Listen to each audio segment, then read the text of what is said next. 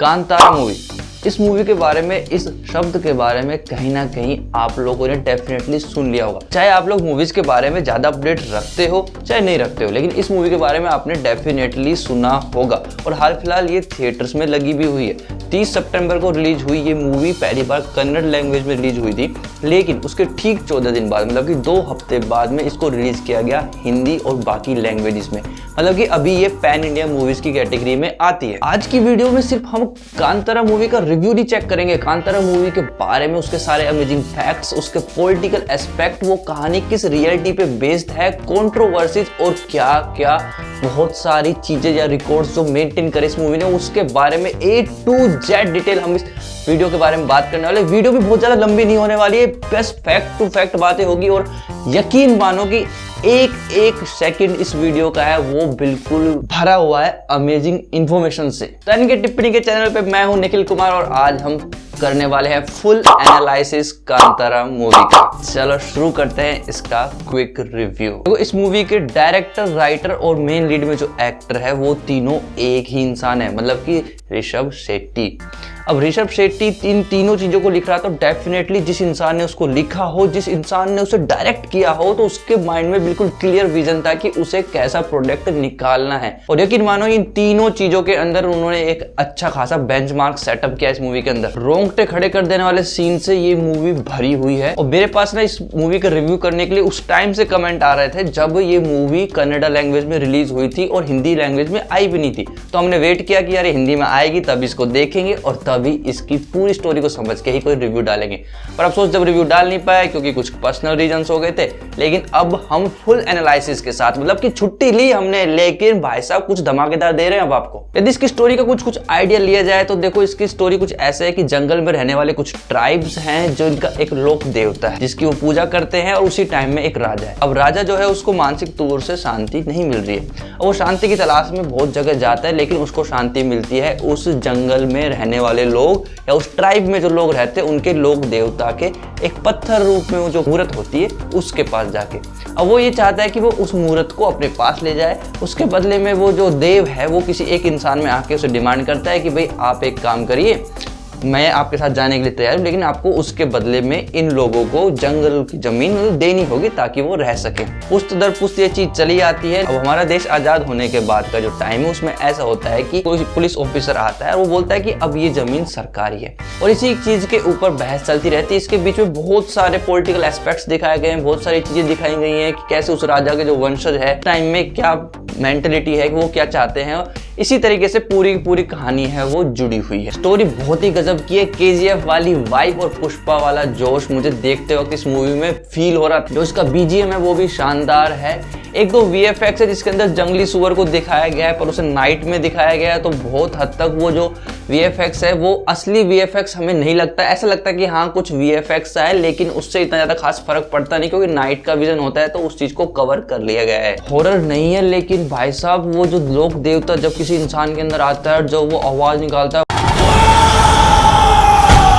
भाई साहब वो आवाज सुन के लिटरली रोंगटे खड़े हो जाते थे। और वो आवाज जब हम घर पे आए तो लगभग 1 हफ्ते तक दिमाग से निकली नहीं। वो आपको डराती भी है कुछ कुछ जगह पे और गंदे तरीके से डराती है। भाई साहब मेरी भी लगभग 2 से 3 बार,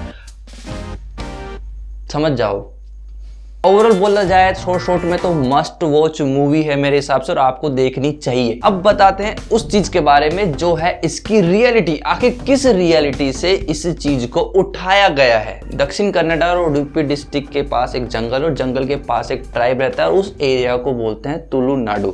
जो लोग वहां पे रहते हैं वो तुलु भाषा बोलते हैं। वो अपने एक लोक देवता की पूजा करते हैं जिसे वो पंजुर्ली देव कहते हैं। अब ये पंजुर्ली देव कौन है इसके बारे में कुछ चीजें हैं वो अलग अलग तरीके से बताई गई हैं। अब 2 चीजें मुझे पता चली और जो ज्यादा मोस्ट कॉमन चीज है वो मैं आपको बता देता हूं। अब ये सुनने में आता है कि बहुत सालों पहले तुलुनाडु में जो लोग रहते थे वो अपनी खेती करते थे, अपनी फसलें उगाते थे, लेकिन वो जंगल के पास रहते थे या फिर जंगल के बीच में ही खेतियां करते थे, तो फिर जंगली सुअर आके उनकी फसल और खेतियों को बर्बाद करते थे। तो वहां के लोगों ने एक उपाय निकाला। वहां के लोगों ने एक जंगली सुअर की आत्मा की पूजा करनी स्टार्ट की जिसे वो पंजुर्ली देव बोलते बोलते हैं। अब वो आत्मा उन्हें उन सुअरों से भी बचाती है और साथ के साथ में जो भी कोई प्रॉब्लम आती है उन सब से वो उसकी रक्षा करती है, उनकी और उनकी जमीन की। एक दूसरी थ्योरी भी जो बहुत ज्यादा फेमस है पंजुर्ली देव को लेके, ये दोनों थ्योरी एक दूसरे से ज्यादा मिसमैच भी नहीं होती, एक दूसरे से मैच खाती, लेकिन कुछ कुछ डिफरेंस है इनके अंदर। वो थ्योरी कुछ इस तरीके से है कि माता पार्वती ने एक जंगली सुअर के बच्चे को पाल रखा था जो उन्हें बहुत ही प्यारा था। और वो जो बच्चा था वो बहुत ही शैतान था। तो उन्होंने क्या किया, कैलाश पर्वत के अंदर जितने भी उपवन थे, बाग थे, कुछ जगह जगह बोला गया कि खेती थी, तो आई डोंट थिंक कि वहां पे खेती होती थी या नहीं, I am not sure about this, लेकिन जो भी चीजें वहां पे उगती थी उन चीजों को उन्होंने नष्ट कर दिया था, बिगाड़ दिया था। इस चीज से जो हमारे महादेव हैं, हमारे शिव जी हैं, वो क्रोधित हो जाते हैं। और क्रोधित हो जाते हैं तो वो उस बच्चे का सिर काट देते हैं। अब सिर काटने के बाद में वही होता है जो गणेश जी का सिर काटने पे हुआ था, माता पार्वती बहुत ही ज्यादा दुखी होती है। अब माता पार्वती को दुख से निकालने के लिए वो क्या करते हैं कि उसको फिर से जिंदा कर देते हैं अपनी शक्तियों से महादेव जी। लेकिन इस बार क्या होता है कि जो उसका मुख होता है वो तो जंगली सुअर जैसा होता है, लेकिन बाकी का जो शरीर है वो एक इंसान के जैसा होता है, मतलब कि कुछ कुछ वरह अवतार जैसा हमें वो दिखने लगते हैं। अब माता पार्वती उनको भेज देती है धरती पे और जगह कि आप जाओ और अब लोगों को बुरी शक्तियों से, नेगेटिव पावर से बचाओ। उसी को पंजुर्ली देव के नाम से यहाँ पे लोग पूजते हैं। हालांकि देखा जाए तो पंजुर्ली शब्द का अर्थ तुलु भाषा में जो ये लोग बोलते हैं उसमें होता है जंगली सुअर की संतान। तो कहीं ना कहीं हमें सारी चीजें कनेक्ट होती हुई दिखती हैं। अब आपको कुछ कुछ चीजें समझ में आ रही होगी कि कुछ लोग हैं जो ऐसे अपने लोक देवता की पूजा करते हैं जिसे पंजुर्ली देव बोलते हैं, और पंजुर्ली देव की पूजा करने के लिए हर साल एक इवेंट किया जाता है, बहुत ही बड़ा इवेंट किया जाता है जिसे बोलते हैं भूत कोला। अब भूत वर्ड का मतलब है यहाँ पे भूत नहीं है, भूत पिशाच टाइप में कुछ भी नहीं है। भूत वर्ड का मतलब है कि हमारे पूर्वजों की आत्माएं वो हमारी रक्षा करें, उनको यहाँ पे भूत बोलते हैं। और कोला मतलब पूजा। अब उस इवेंट के अंदर क्या होता है कि उसके अंदर जो इंसान कोला करता है यानी पूजा करता है वो ट्रेडिशनल रूप धारण करता है और डांस करता है, इसलिए उसे नर्तक भी बोलते हैं। अब नर्तक के अंदर देव आते हैं, मतलब पंजुर्ली देव को देव के तरीके से बोला जाता है। मूवी के अंदर देव आते हैं और वो देव आते हैं तो वो सभी लोगों को आशीर्वाद देते हैं, वो भविष्यवाणी करते हैं फ्यूचर के बारे में।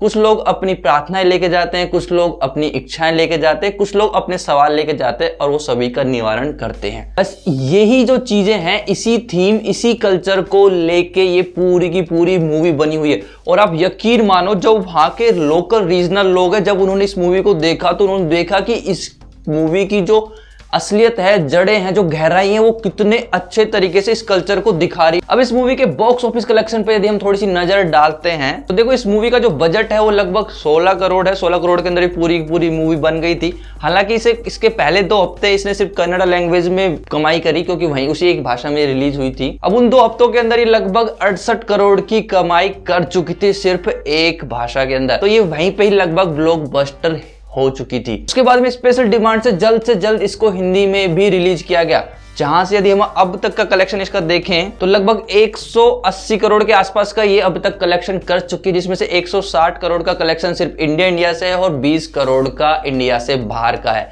मतलब टोटल वर्ल्ड वाइड मिलाते हैं तो 180 करोड़ बन जाते हैं। शायद आप लोग ये वीडियो देख रहे होंगे तब तक लगभग वो 200 करोड़ का बिजनेस भी कर चुकी होगी।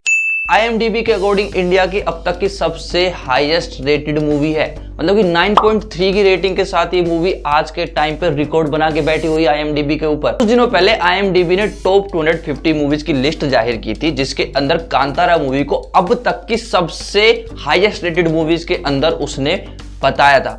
अब आप ये खुद देखो, मुझे नहीं लगता कि इतनी जल्दी किसी मूवी के बारे में कोई भी जजमेंट पास करना कुछ जल्दबाजी नहीं होगी। मतलब आप खुद ही सोचो, अभी मूवी को आए इतना टाइम भी नहीं और अब तक की जितनी मूवी चाहिए उनको इतने लोगों ने रेट किया है और उनकी रेटिंग अब इस मूवी के लिए कम पड़ रही है। नहीं, ऐसा नहीं सकता। मुझे ऐसा लगता है कि अभी और भी रेटिंग्स करनी चाहिए। सिर्फ 37,000 लोगों की रेटिंग्स के बाद में इस मूवी को टॉप मूवी करार कर देना बहुत जल्दबाजी हो सकती है। और दूसरा रिकॉर्ड इस मूवी के नाम पे है कि इस मूवी की रेटिंग रिलीज होने के बाद में बुक माई शो पे हिंदी वर्जन रिलीज होने के बाद में 9.9 की थी 10 में से।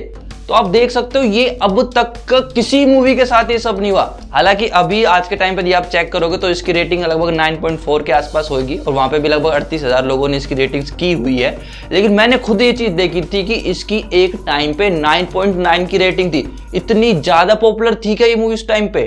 नेक्स्ट अमेजिंग फैक्ट्स के बारे में बात करें तो देखो, धनुष ने इस मूवी के लिए ऑफिशियल अनाउंसमेंट करते हुए कहा है कि ये एक मस्ट वॉच मूवी है। कांतारा मूवी उसके नाम पे एक और रिकॉर्ड दर्ज हो चुका है कि ये कन्नड़ा इंडस्ट्री की अब तक की हाईएस्ट ग्रोसिंग फिल्म एवर का खिताब लेके बैठी हुई है। हालांकि केजीएफ भी उसी इंडस्ट्री से आई है, लेकिन उसके बावजूद भी इसने उसको पछाड़ दिया है। कुंबेल फिल्म की तरफ से ऑफिशियली ये अनाउंस किया गया है ट्विटर हैंडल पे कि कन्नड़ा इंडस्ट्री की तरफ से ये पहली मूवी होगी जिसको रिलीज किया जाएगा हो चिन मिन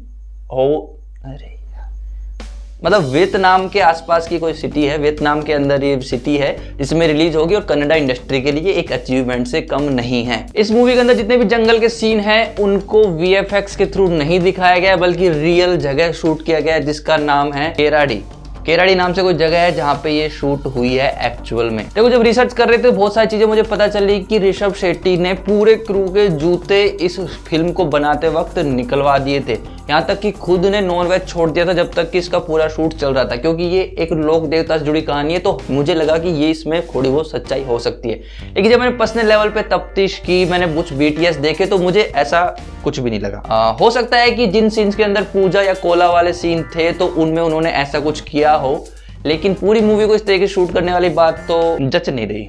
उन्होंने पूरी मूवी की शूटिंग के दौरान अब नॉनवेज छोड़ दिया था। तो इस चीज को लेके मैं थोड़ा सा माइंड में ऐसे सोच रहा हूँ कि यार, मूवी के अंदर ये सीन दिखाए गए हैं कि वहां के लोग शिकार करते हैं और शिकार करके उनको खा लेते हैं, और उस वक्त वो लिटरली वो नॉनवेज खा रहे थे। तो हो सकता है वो फेक हो, लेकिन फिर भी जब ये उस कल्चर का हिस्सा है तो फिर उन्होंने छोड़ा क्यों होगा, मतलब सोचा जाए तो। अब मैं आपको बताने वाला हूँ इस मूवी के उस पॉलिटिकल एस्पेक्ट के बारे में जिसके बारे में ज्यादातर लोग बात कर ही नहीं रहे हैं, और वो भी मैं आपको बताने वाला हूँ। 20 अक्टूबर को कर्नाटक सरकार के member of Lok Sabha PC Mohan ने ये मूवी की पॉपुलैरिटी को देखते हुए एक अनाउंसमेंट की है कि जो लोग देव नर्तक बन के जो डांस करते हैं, जो 60 साल से ऊपर की उम्र के, उनको हर महीने 2000 रुपए का मासिक वेतन मिलेगा। कि एक मूवी किसी भी मुद्दे को रोशनी में लाने के लिए कितना बड़ा रोल प्ले करती है, यहाँ तक कि मिसगाइड भी कर सकती है। एक दूसरा एस्पेक्ट है पॉलिटिक्स का जो कि हर कोई नहीं बताएगा, लेकिन उस चीज को मैं यहाँ डिस्कस करना जरूरी समझता हूँ।